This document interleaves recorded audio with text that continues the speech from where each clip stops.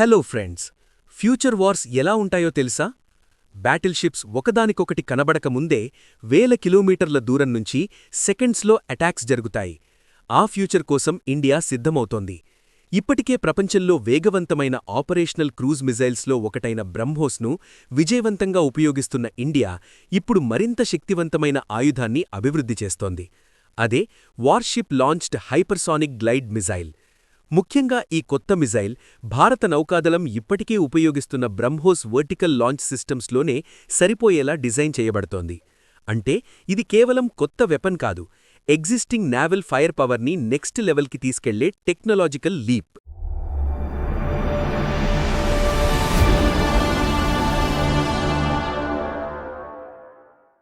ముందుగా మనం అర్థం చేసుకోవాల్సింది హైపర్సానిక్ అంటే ఏమిటి అనేది.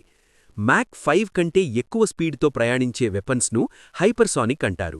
కానీ స్పీడ్ మాత్రమే కాదు, దీని అసలు పవర్ ఏమిటంటే మెనూవర్బిలిటీ. ట్రెడిషనల్ బాలిస్టిక్ మిజైల్స్ స్ట్రెయిట్ పాత్లో వస్తాయి. క్రూజ్ మిజైల్స్ లో ఆల్టిట్యూడ్లో స్టేబుల్ పాత్లో ప్రయాణిస్తాయి. కానీ హైపర్సానిక్ గ్లైడ్ వెహికల్ మాత్రం అట్మాస్ఫియర్ పైభాగంలో గ్లైడ్ అవుతూ ఫ్లైట్ సమయంలో డైరెక్షన్ మార్చుకుంటూ టార్గెట్ వైపు దూసుకుపోతుంది. అందుకే ఎనిమీ రేడార్ సిస్టమ్స్కి దీన్ని ట్రాక్ చేయడం మరియు ఇంటర్సెప్ట్ చేయడం చాలా కష్టం. ఈ మిజైల్ను వార్షిప్ నుండి లాంచ్ చేయడమంటే మరో స్థాయి కాంప్లెక్సిటీ. నావల్ ప్లాట్ఫామ్స్లో space limited, weight limit strict మరియు సిస్టమ్స్ హార్ష్ సీ ఎన్వైర్న్మెంట్లో ఆపరేట్ చేయాలి. మిజైల్ లాంచ్ సమయంలో వచ్చే vibration, salt corrosion, continuous ship motion ఇవన్నీ డిజైన్ సమయంలో కన్సిడర్ చేయాలి. అందుకే వార్షిప్ లాంచ్డ్ హైపర్సానిక్ వెపన్ అభివృద్ధి చేయడం చాలా అడ్వాన్స్డ్ ఇంజనీరింగ్ టాస్క్. ఇప్పుడు ఈ ప్రాజెక్ట్లో అత్యంత ఫ్యాసినేటింగ్ ఇంజనీరింగ్ ఛాలెంజ్ గురించి మాట్లాడుకుందాం.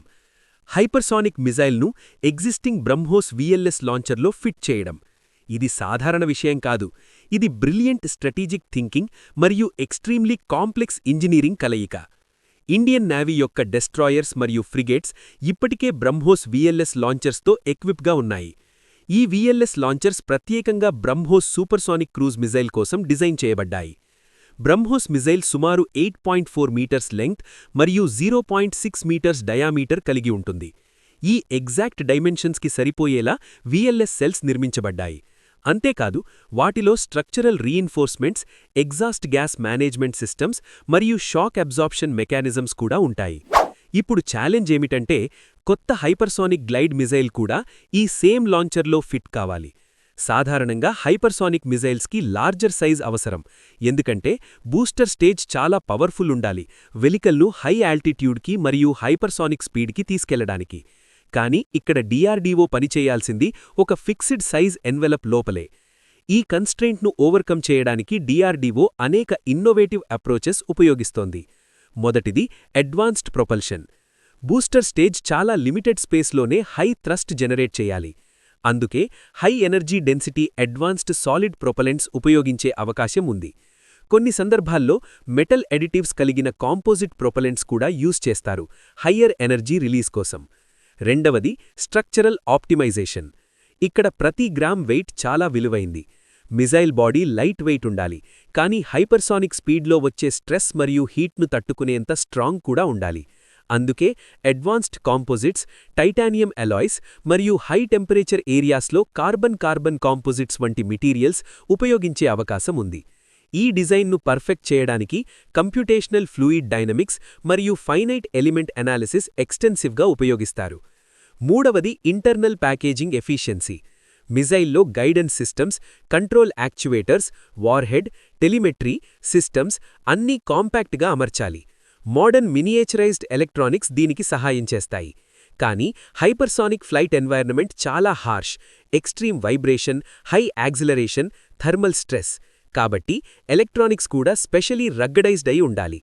ఇక్కడ స్ట్రాటజిక్ అడ్వాంటేజ్ చాలా పెద్దది. హైపర్సానిక్ మిజైల్ బ్రహ్మోస్ విఎల్ఎస్తో కంపాటిబుల్ అయితే ఇండియన్ నేవీకి షిప్స్లో మేజర్ మోడిఫికేషన్స్ అవసరముండదు. ఎగ్జిస్టింగ్ లాంచ్ సిస్టమ్స్ ద్వారానే నెక్స్ట్ జనరేషన్ వెపన్ డిప్లాయ్ చేయవచ్చు. ఇది కాస్ట్ సేవింగ్స్ మాత్రమే కాదు, టైమ్ సేవింగ్ కూడా. న్యూ లాంచ్ ప్లాట్ఫామ్ డెవలప్ చేయడానికి పడే సంవత్సరాల సమయం ఇలా ఇంటిగ్రేషన్ వల్ల గణనీయంగా తగ్గిపోతుంది.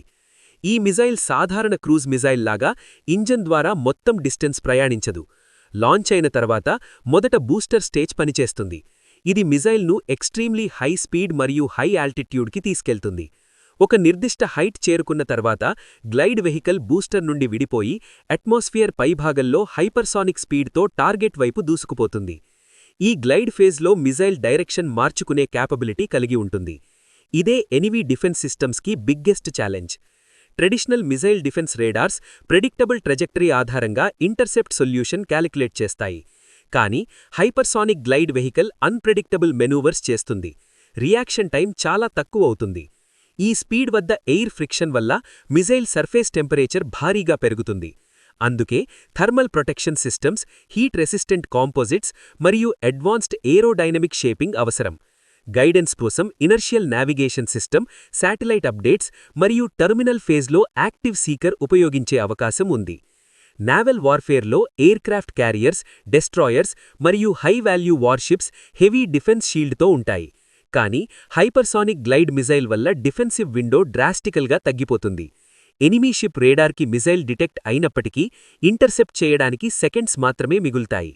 ఈ క్యాపబిలిటీ వల్ల ఇండియన్ నేవీకి long range precision strike power పెరుగుతుంది.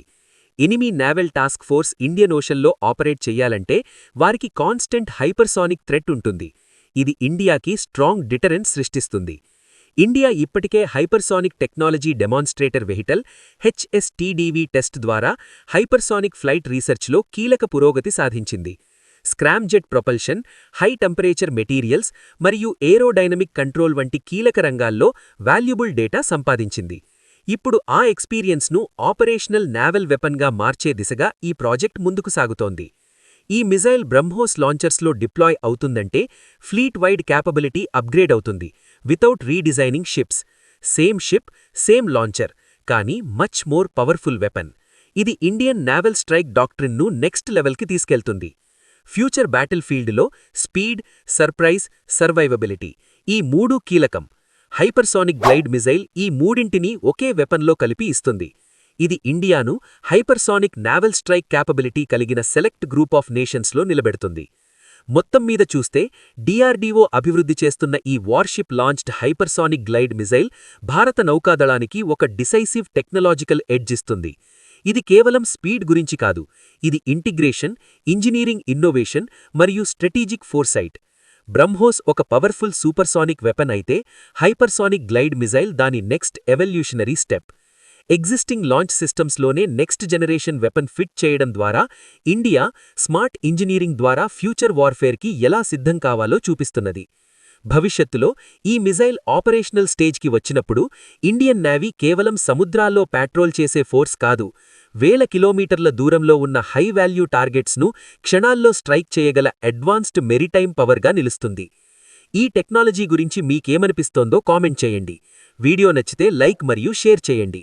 మరిన్ని ఇలాంటి డిఫెన్స్ మరియు టెక్నాలజీ అప్డేట్స్ కోసం ఛానల్ని సబ్స్క్రైబ్ చేసుకోండి. జై హింద్.